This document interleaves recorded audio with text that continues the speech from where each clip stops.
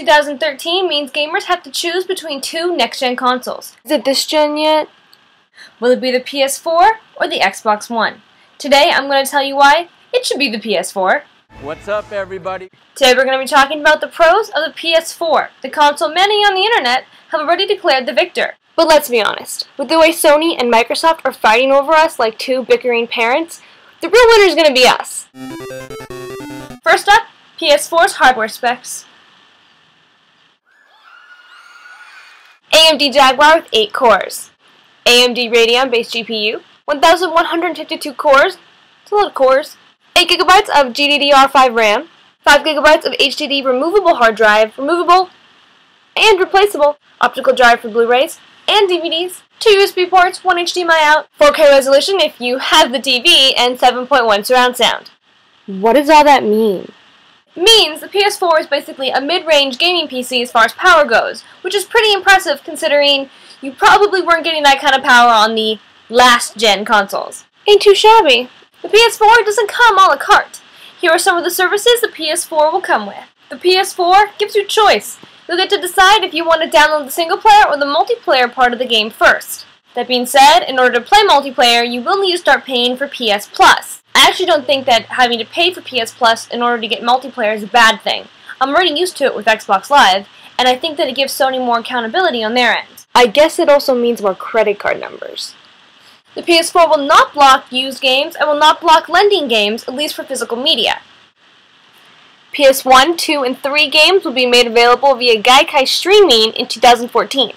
Let's talk about controllers. The PS3 may have launched without DualShock.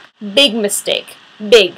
Huge. This time, Sony will launch their console with DualShock 4 controllers. That's 4 times the shock! It also has better haptic feedback and LED lights.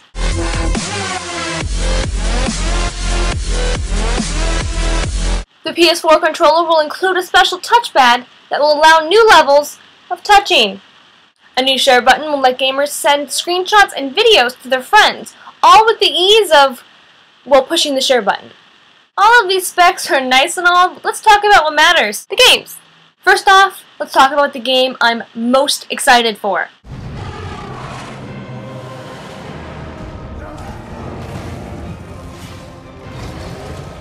The Elder Scrolls Online, duh! How is Elder Scrolls Online gonna play an MMO with so few buttons? I don't know.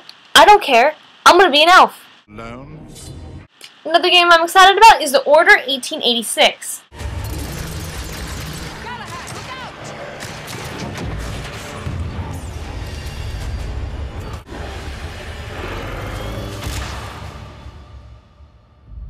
Based on the cinematic trailer, we can expect guns, shoulder pads, werewolves, and ponies. Other PS4 exclusives include the following: Basement Crawl, Deep Down, Drive Club, Infamous Second Son, Killzone Shadowfall, Knack, and not to mention all the indie games. You want to know which indie games are on the PS4?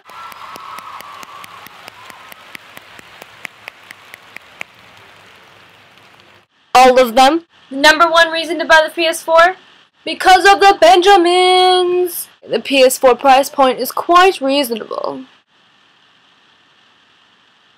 The PS4 will be released this November for $399. If you're positive you want the console, I suggest pre-ordering or just get in line now. Now, in case you thought this decided things for you and now you're set on buying the PS4, check back later this week when I tell you why you should buy the Xbox One.